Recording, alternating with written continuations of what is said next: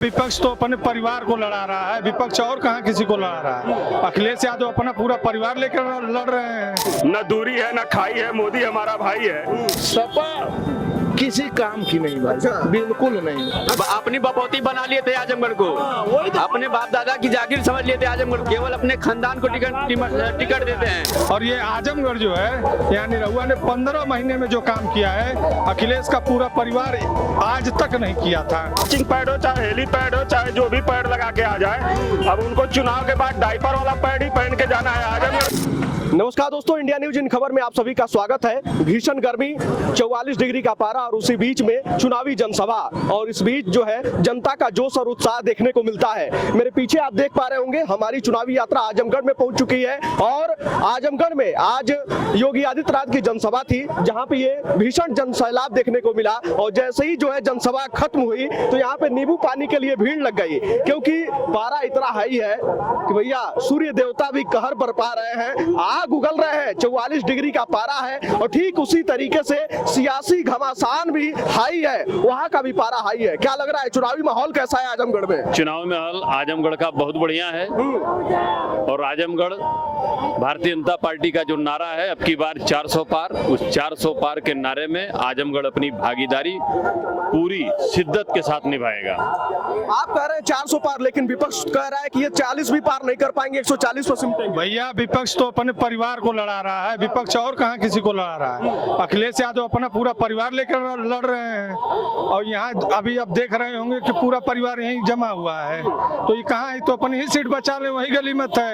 इनकी तो जमानत भी देख रहे हैं नहीं होने वाली है। और ये आजमगढ़ जो है, यहाँ निरहुआ ने 15 महीने में जो काम किया है, अखिलेश का पूरा परिवार आज तक नहीं किया था। धर्मेंद्र यादव कह रहे हैं कि 15 महीने से विकास की रफ्तार ही रुक गई थी। धर्मेंद्र यादव क्या जाने, धर्मेंद्र यादव तो जीतने के बाद पता नहीं चला कहाँ थे, और उनके जब अखिलेश यादव जीते थे तो अपना प्रमाण पत्र नहीं लेने आए। वही हाल मुलायम सिंह का था, तो धर्मेंद्र क्या जाने यहाँ कौन सी गली या कौन सा। निरहुआ यहाँ लगातार रहा है, 19 में चुनाव हारने के बाद भी निरहुआ यहाँ डटा रहा। गली गली हर विधानसभा में हर व्यक्ति से वो परिचित है, हर व्यक्ति उसको जानता है।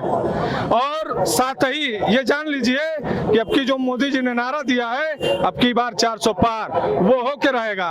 और ये निरहुआ और सांसद जो ये धर्मेंद्र जी हैं, बदायूं के रिजेक्टेड माल हैं, यहाँ लॉन्च किए जा रहे हैं। समझिए हेलीपैड बना है उनके लिए, लॉन्चिंग पैड है। जो कहीं से खराब रहेगा वो आजमगढ़ आके लड़ेगा, ये लॉन्चिंग पैड है उनके लिए। लेकिन वो अब नहीं होने वाला है, अब यहाँ से उनका मामला खत्म है। अच्छा, ये कह रहे हैं कि आजमगढ़ जो है समाजवादी पार्टी के लिए लॉन्चिंग पैड है, क्या कहते हैं आप? आजमगढ़ समाजवादियों के लिए, आप अपना परिचय दीजिए। मैं इस्माइल फारूकी हूँ और मुसलमान समाज से आने के बावजूद भी मुसलमान भी भाजपा को वोट कर रहा है। और प्रदेश अध्यक्ष हमारे कुंवर बासित अली साहब ने एक नारा दिया था, न दूरी है न खाई है, मोदी हमारा भाई है। तो आजमगढ़ का मुसलमान जब भाजपा के साथ है तो उनका लॉन्चिंग पैड हो चाहे हेलीपैड हो, चाहे जो भी पैड लगा के आ जाए, अब उनको चुनाव के बाद डायपर वाला पैड ही पहन के जाना है। आजमगढ़ में उनका कुछ बचा नहीं है और उनको आजमगढ़ का मुसलमान ही समझाएगा कि अब यहाँ से भागते वक्त इतना परेशान होंगे कि डायपर पहन के जाना पड़ेगा। भैया यहाँ कुछ रहा नहीं है उनके लिए। हाँ, जो हो रहा है मोदी सरकार में हो रहा है, सबका साथ सबका विकास सबका सम्मान सिर्फ भारतीय जनता पार्टी है। और भारतीय जनता पार्टी जो कहती है वो करती है। मोदी जी ने अगर गारंटी दी है कि 400 पार होगा तो 400 पार होके रहेगा, ये जान लीजिए। आप कह रहे हैं कि मुसलमान मोदी जी के साथ है, उधर जो है सपा कह रही है कि हमारी समीकरण है, हम पीडीए के साथ हैं, और जब मुस्लिम यादव मिल गए तो हराना जो है आसान नहीं है। कहाँ एमवाई समीकरण है भैया? यही नगर पालिका हम लड़े थे, हमको 12,000 वोट मिला मुसलमानों का। भारतीय जनता पार्टी के सिंबल पे कमल के निशान पे अगर 12,000 वोट नगर पालिका में दे सकता है तो 50,000 ये विधानसभा लोकसभा के चुनाव में भी दे सकता है। और आजमगढ़ लोकसभा में 2 ही विधानसभा है जहाँ मुस्लिम बाहुल है, मुबारकपुर और गोपालपुर, और दोनों विधानसभा मुसलमानों के भरोसे एक बार भारतीय जनता पार्टी जीत के कमल का निशान मोदी जी को भेजने जा रही है। विधानसभा तो अखिलेश लेते हैं। अरे अखिलेश लेते गए मुसलमान अब तक उल्लू बन के। मुलायम सिंह सरकार में अगर कोई कुछ करता है कहता है तो उस पे मुसलमानों को भरोसा करना चाहिए। मोदी जी ने कहा था कि मुसलमानों के बच्चों के एक हाथ में कंप्यूटर, एक हाथ में कुरान देखना चाहता हूं, और उसको मोदी जी ने सिद्ध करके दिखाया कि शिक्षा का स्तर ऊंचा किया, आजमगढ़ को विश्वविद्यालय दिया। और इस बार जब ISPCS का रिजल्ट आया है तो 54 ISPCS मुसलमान बच्चे बच्चियां हुए हैं। आज के पहले सपा, बसपा, कांग्रेस की सरकारों में कभी 2 डिजिट में नहीं आता था। तो पढ़ा लिखा मुसलमान समझदार भी हो गया है, पढ़ना भी जानता है, वो अपने भविष्य, बच्चों के भविष्य को बनाना चाहता है, इसलिए भारतीय जनता पार्टी के साथ है और कमल के निशान पर वोट देगा। आप ये जान लीजिए, आप जिस रोड पे ये खड़े हैं ना, ये आजमगढ़ और गोरखपुर को कनेक्टेड रोड है। ये जब यही सपा की सरकार थी, इसी रोड पे 1-1 फीट का गड्ढा था, आना जाना मुश्किल हुआ करता था, रोज एक्सीडेंट, रोज मृत्यु होती थी। और जैसे ही यहाँ निरहुआ को प्रत्याशी बनाया गया, निरहुआ चुनाव हारे, उसके बाद भी योगी आदित्यनाथ जी ने पूरी गंभीरता से इस रोड को, और इस रोड से जितने भी कनेक्टेड गांव हैं, आप यहाँ से 10 किलोमीटर पूरब चले जाइए, 10 किलोमीटर पश्चिम चले जाइए, जितने भी लिंक रोड हैं सब निरहुआ के कार्यकाल में बना है। और यही धर्मेंद्र जो है चुनाव लड़ने और ये लोग मुंह दिखाने केवल आते हैं, उसके बाद कोई नहीं आता है। और ये जान लीजिए कि ये जो गुंडों का गढ़ बना के रखे हैं, इनका गढ़ इन्हीं को गढ़ ही बना देगा। इनको गढ़ ही बना के यहाँ से भेजेगा। बस यहाँ का युवा और यहाँ का जो भी व्यक्ति है, और MOI कोई समीकरण नहीं है। अगर ये MOI समीकरण रखते हैं तो राज्यसभा के चुनाव में MOI समीकरण इनका कहाँ गया था? कोई पूछे अखिलेश यादव से कि MOI समीकरण राज्यसभा के चुनाव में कहाँ जाता है? वो तो कहते हैं कि लालच दे दिया जाता है। अरे भैया, तो उनके लोग तो है पार्टी में, उनको लड़ाते, तब हम समझ जाते कि MOI समीकरण वो लेके चल रहे हैं। तो कुछ भी हो जाता है भैया, MOI समीकरण का डिफिनेशन ही बदल गया। MOI का मतलब मोदी योगी हो गया है। और इस बार के चुनाव में उनको समझ में आ जाएगा कि MOI का मतलब क्या है। इस बार मुसलमान भी मोदी योगी के साथ है, MOI का सीधे सीधे मतलब ही बदल गया भैया। ये कह रहे हैं गढ़ गढ़ ही हो जाएगा, लेकिन धर्मेंद्र यादव कह रहे हैं कि गढ़ इस बार इतिहास रचेगा। अब वो तो धर्मेंद्र यादव को भली बात, जब से हार के गए हैं यहाँ से, जब ये बदल ही गया है, जब ये बदल ही गया है तो वो क्या बदलेंगे? वरासत में उनके बाप जो है उनको दे के गए थे, ये उठा के वरासत में निरहू जी को दे के चले गए। अब निरहू जी हमारे प्रिय हो गए। अच्छा, कहानी उनकी खत्म हो गई। सफा माने सफाया है भाई। जो बचे कुचे है ना, वो भी उनके ऊपर बुलडोजर या तो खुद ऑटोमेटिक साला कहल जाला, वो अपने भाषा में कि हेंगा चल जाए पूरा। हाँ, एकदम हेंगा चल जाए। सफा माने सफाया है भाई, बिल्कुल। हेंगा चलवाए देबो बिल हम ना चलवाए, खुद चल जाए। जनता जनार्दन है, चला के छोड़ेगी। सपा किसी काम की नहीं भाई। अच्छा। बिल्कुल नहीं। धर्मेंद्र यादव कह रहे हैं कि जो भी काम हुआ हमारी सरकार में हुआ, नेताजी के समय में हुआ, अखिलेश यादव के समय में हुआ, विकास की रफ्तार ही रुक गई है। अरे विकास हुआ ही नहीं था भाई। चांदपट्टी मेहरा करमैनी से लेकर देवारे तलक सड़क निरहुआ नहीं बनाया। अच्छा। जो कि उसके लिए इतना हड़ताल, इतना लोट पोट घाले कभी बना ही नहीं भाई। आज बना दिया, चमकता हुआ रोड, गाड़ी जा रहे हैं। निरहुआ जी ने कहा है कि आगे भविष्य में हम उसको नदी में मिला देंगे, बच्चे मच्छी मारने जाएंगे मोटरसाइकिल से। अच्छा। और इस तरफ बंधा और उस तरफ बंधा पर बिल्कुल इसी ये बंधा जो बना वैसे ही बना देंगे कि पानी इधर बिल्कुल आएगा ही नहीं। अच्छा। फिर देवारा के और बांगर सब एक हो जाएगा, उनकी भी किस्मत जगमगा जाएगी। भविष्य में आने वाले दिन में चीनी मिल वहीं लगेगी जहां गन्ना होता है। अच्छा। तो वहां की कीमत और बढ़ जाएगी। अच्छा, तो आप कह रहे हैं कि इतना काम दाम हुआ है। धर्मेंद्र यादव कह रहे हैं कि वो नाचे गावे वाला वो का काम करिए। नहीं नहीं नहीं, वक्त पे जो काम आ जाए, वक्त पर पे जो हमारे काम आ जाए, उसमें नाचने गाने वाला कौन से सवाल हो रहा है भाई? दिए थे यश भारती भैया, यश भारती वही दिए थे जो नचनिया बना रहे हैं ना, यश भारती वही दिए थे। तो उनके यहाँ यादव रहता है तो भगवान हो जाता है, और हमारे यहाँ आता है तो कंस हो जाता है। लेकिन ये उल्टा है, हमारे यहाँ जो आते हैं वो भगवान है और उनके यहाँ जो जाते हैं वो कंस है। और आप बात कर रहे थे ना गोपालपुर से लेके सगड़ी, विधायक उन्हीं के हैं। आज नहीं, 1991 से लेके 2012 तक अब भी विधायक उन्हीं के हैं। लेकिन अगर रास्ता बना है, और आज जाके आप कभी देख लीजिएगा, अभी नहीं कभी भी जाइएगा चुनाव में कभी भी, तो देखिएगा कि आजमगढ़ से बिलरियागंज का रोड वाया रौना पार का रोड एक बार देखिएगा, नहीं तो गड्ढे में लोग जाते थे। पानी विधायक जी के घर के सामने रौना पार इतना 5 फुट गड्ढा रहता था, और सब कुछ साफ हो गया है। एक आरोप और लग रहा है निरहुआ पर। हाँ। इनके पढ़े लिखे मुख्यमंत्री और इनके नेता, समाजवादी पार्टी के नेता और कार्यकर्ता ये कहते हैं कि आजमगढ़ का विकास अनपढ़ व्यक्ति, नाचने वाला व्यक्ति नहीं करेगा, एक पढ़ा लिखा व्यक्ति। इस प्रदेश का एक मुख्यमंत्री जो अपने आप को ऑस्ट्रेलिया रिटर्न बताता है, उसकी सरकार थी, इस प्रदेश में मुख्यमंत्री था, वह पढ़ा लिखा व्यक्ति, संस्कारी व्यक्ति, जिसको ये समाजवादी बताते हैं जो पढ़ा लिखा है वही संस्कारी है। संस्कार इतना बढ़िया था कि अपने बुजुर्ग बाप जो 3 बार उत्तर प्रदेश का मुख्यमंत्री रहा है, इस देश का रक्षा मंत्री रहा है, समाजवादी पार्टी के राष्ट्रीय अधिवेशन में लखनऊ में उस बुजुर्ग बाप को धक्का दिया गया। इस संस्कारी बालक ने हाथ से माइक छीना और धक्के देके कि डायस से किनारे किया, ये उनका संस्कार है। और बताते हैं कि पढ़ा लिखा व्यक्ति जनपद का विकास करेगा।